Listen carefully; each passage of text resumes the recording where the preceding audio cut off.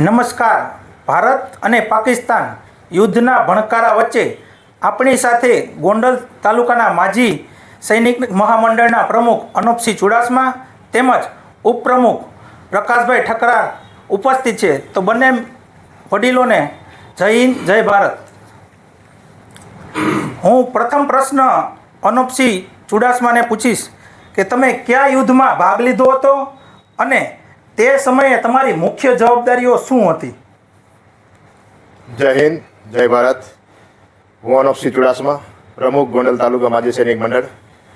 હું 99ની અંદર કારગિલ યુદ્ધ જ્યારે થયું ત્યારે અમે ત્યાં ભાગ લીધેલ હતો અને મારી બટાલિયન ત્યારે સિયાચીન ગ્લેશિયરની અંદર તૈનાત હતી અને અમે ત્યારે હું એક ચીનની જે બોર્ડર એરિયાની અંદર અમે પોસ્ટેડ હતા.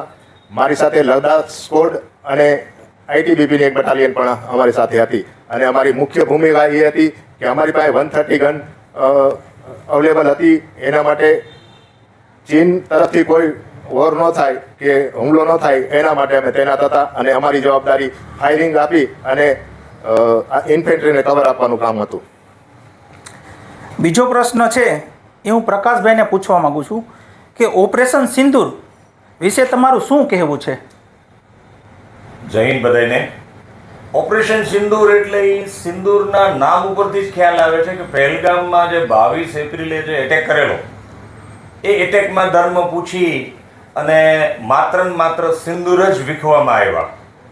આપણે 15 દિવસનો સમય લીધો એવું કહેવાય છે, પણ એ 15 દિવસનો સમય જે લીધો એ માત્ર અને માત્ર એટેક કરવા માટે નહીં, પાકિસ્તાની આર્મીની માથે એટેક કરવા માટે નહીં, પણ આતંકવાદી જે ઠેકાણા હતા ટોટલ 9 જગ્યાએ આપણે મિસાઇલથી એટેક કર્યો. એમાં પાકની અંદર આપણે 4 જગ્યાએ આતંકવાદીઓના ઠેકાણા નષ્ટ કર્યા અને પીઓકેમાં પાકિસ્તાની ઓક્યુપાઈડ કાશ્મીરની અંદર આપણે 5 જગ્યાએ ઠેકાણા ધ્વસ્ત કર્યા. એવું કરતી વખતે આપણે ખાસ ધ્યાન રાખ્યું હતું કે આપણે પાકિસ્તાની સેનાને ક્યાંય એટેક ન કરીએ, એટલા માટે કારણ કે આપણે કંટ્રોલ્ડ ડિફેન્સની અંદર માનીએ છીએ અને આપણે જે તે સમયે માત્ર ને માત્ર આતંકવાદીઓના ઠેકાણા જ ધ્વસ્ત કર્યા હતા. સિંદૂર શબ્દ પ્રયોગ એટલા માટે છે અને એ પછી તમે જોયું હશે કે એ પછી જે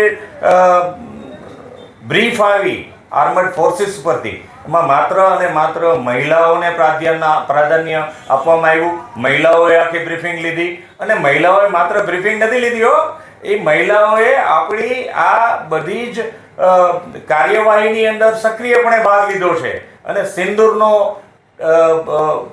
વિખવાની જગ્યાએ અત્યારે તો એમ કહી શકાય સિંદૂર જ છે, શરૂઆત જ છે, હજી આગળ ઘણું બધું બાકી છે અને ઓપરેશન સિંદૂર નામ આને કારણે આપણે મૂક્યું છે.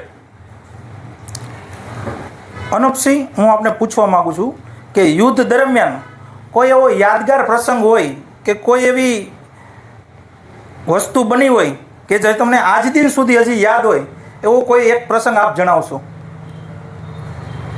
અમે જ્યારે સિયાચીન ગ્લેશિયરની અંદર પોસ્ટેડ હતા 99ની અંદર, 97થી લઈને 99 લાસ્ટ નવેમ્બર તક ત્યારે અમે ત્યાં હતા પોસ્ટેડ, મારી બટાલિયન. ત્યારે યાદગાર પ્રશ્ન એ હતો કે જ્યારે પાકિસ્તાને અમે 97થી જ એને મુંહતોડ જવાબ આપતા 130 ગનથી, એટલે એ બોખલાટ એની એ હતી. ત્યારે એ લોકો તરફથી પાકિસ્તાન આર્મી તરફથી એવો અમને મેસેજ આવેલ હતો કે જ્યારે તમારી બટાલિયન જ્યારે ઉતરશે સિયાચીન ગ્લેશિયરથી નીચે ઉતરશે ત્યારે અમારો સામનો તમારે કરવો પડશે. ત્યારે એની એ ધમકીને અમે સાથીએ નીકળ્યા હતા અને અમે આરામપૂર્વક નીચે આવીને અમારી સેનાને કવર કર્યું હતું. બીજો કોઈ એવો યાદગાર પ્રસંગ છે કે તમારા સાથી મિત્રોનો કોઈ હોય તો એવો એક જણાવશો? એવી યાદ તો કારણ કે મારી સાથે લદ્દાખ સ્કોડ સિયાચીનની એક ગ્લેશિયરની અંદર એક પોસ્ટ હતી જ્યાં 16,000 ફીટની ઊંચાઈ ઉપર અમે હતા. ત્યારે અમારી સાથે લદ્દાખ સ્કોડ અને આઈટીબીપીની અમારી હતી. ત્યારે 1962ની અંદર જે લડાઈમાં આપણે 40 આપણા જવાનો શહીદ થયા હતા, તેમાં એક કુટુંબ બંને ભાઈઓ હરિયાણાના હતા. તેઓની ત્યાં અત્યારે ખાંભી પણ છે અને તેઓને અમે જ્યારે નીચેથી ચડી પોસ્ટ ઉપર જવા માટે ત્યારે એ બંને ભાઈઓ માટે એ બીડીના 2 ભાઈઓ શોખીન હતા બીડી પીવાના, તો એ નાટું એક બાંધો લઈ જવો પડતો અને એ બે ભાઈઓ બંનેને હરેક ઇન્ડિવિજ્યુઅલી સૈનિકે ન્યાજી પોસ્ટ પર હોય અને સવારે અને સાંજે એ લોકોને બીડી આપણે ચડાવવા જવી પડતી હતી. આ અમારો યાદગાર મારો છે. પ્રકાશભાઈ, તમે આર્મીની સર્વિસ ક્યાં કરેલ અને ક્યારથી ક્યાં સુધી? હું 83ની શરૂઆત 83 ત્યારથી હું ડિફેન્સમાં નોટ છું અને 98માં હું રિટાયર થયો છું. એ દરમિયાન બોર્ડરની વાત કરીએ તો બોર્ડર ઉપર અખનૂર, જમ્મુથી આગળ 30-32 કિલોમીટર દૂર થાય છે અખનૂર, ત્યાં જોડિયા પ્લાવાલા સેક્ટર, પાકિસ્તાન બોર્ડર, એના ઉપર હું તૈનાત હતો. અને અત્યારે આ જે થાય છે ને એ બધા ચમકલા છે, થોડાક વધારે થાય છે, પણ એ સમયે ચમકલા તો ચાલુ જ હતા. સામેની લાઈન ઉપરથી ફાયરિંગ આવતું હોય, કઈ ગોળી આવીને કપાળમાં ચોટી જાય એ ખબર ન હોય, એવા ચમકલા ગણાય. અત્યારે થોડાક વધારે ચમકલા થાય છે, પણ ત્યારે ચમકલા ચાલુ હતા અને હું અખનૂરમાં જોડિયા પ્લાવાલા સેક્ટર ઉપર તૈનાત હતો. જી અનુપસિંહ, આજની જે નવી પેઢી છે તેને તમે શું સંદેશો આપવા માંગો છો? આજની નવી પેઢીને હું એ સંદેશ આપીશ કે અત્યારે જે પરિસ્થિતિ આપણી છે ભારતીય ઇન્ડિયાની, એ પ્રમાણે હું યુવાનોને એ જ કહીશ કે જ્યારે ભારતીય સેનાને જરૂર પડે ત્યારે આપણે નવ યુવાનો એને એ જ કહીશ કે ભારતીય સેનાને આપણે એની સાથે રહી ખંભાથી ખંભા મિલાવી અને એનો સપોર્ટ કરવાનો છે. પ્રકાશભાઈ, તમે હાલની જે ભારત અને પાકિસ્તાનની યુદ્ધની સ્થિતિ છે તે વિશે શું કહેવા માંગો છો? ગ્રેટ. હું મારા વિદ્વાન પત્રકાર મિત્રને એટલું કહીશ કે તમે યુદ્ધ શબ્દો પ્રયોગ વાપરો છે, પણ અમે ડિફેન્સવાળા આને વોર લાઇક સિચ્યુએશન કહીએ છીએ. ખરેખર આ યુદ્ધ છે જ નહીં, ચમકલું થોડુંક વધારે છે એટલું જ. જો હું તમને થોડુંક ડીપમાં જઈને વાત કરું તો મને યાદ છે કે જે તે સમયે એમ કહેવાતું કે સિંધુ જળ સંધિનો જો તમે રદ કરશો તો અમે પરમાણુ બોમ્બ જીકશું. હવે પરમાણુ બોમ્બ જીકવો એ કાંઈ નાની માના ખેલ નથી, એ એને ખબર છે. એટલે એવું કાંઈ ન થયું ને એ પછી જ્યારે આપણે ચેનાબ નદી, એ જે અખનૂરની પાસેથી ત્યાંથી નીકળે છે, ચેનાબ નદી ઉપરના 2 દરવાજા, ડેમના દરવાજા બંધ કર્યા અને પાકિસ્તાનની નદીનું ત્યાંનું જળસ્તર ઘટવા માંડ્યું, ત્યારે ત્યાંથી નિવેદન આવ્યું હતું કે તમે પાણી રોકશો તો અમે લોહીની નદી વહેવશું. પણ એને ખબર છે પરમાણુ બોમ્બ મૂકવો એ એટલા આસાન નથી, કારણ કે કોઈ પણ બોમ્બ છે એને વહન કરવા માટે પ્લેન જોઈએ અથવા એર ટુ એર લઈને વહન કરીને આપણી માથે નાખવા માટે બાય એર આવવું પડશે. પણ અત્યારે તમે જે જુઓ છો કે સામાન્ય ડ્રોન હોય ને તો એને ઇન્ટરસેપ્ટ કરીને આપણું એર ડિફેન્સ યુનિટ દરેક જગ્યાએ તૈનાત છે. અને એર ડિફેન્સ યુનિટ એવું સરસ મજાનું સક્ષમ છે કે એ પરમાણુ બોમ્બનો વિચાર અત્યારે નથી કરી શકતા, કારણ કે એમને એવી બીક છે કે જો પરમાણુ બોમ્બ અમે મૂકશું તો આ લોકોની ભારતની આર્મી એટલી સક્ષમ છે કે એ એર ડિફેન્સ યુનિટ એને વચમાં જ ઇન્ટરસેપ્ટ કરશે ને એ કદાચ પરમાણુ બોમ્બ અમારી માથે આવી છે ને ત્યાં છોડી નાખશે. એટલા માટે હું એ કહેવા માંગુ છું કે આ મારા મિત્રને એ સુધારો કરવા માંગુ છું કે યુદ્ધ નથી, આ તો યુદ્ધની જેવી સિચ્યુએશન, વોર લાઇક સિચ્યુએશન કહી શકાય.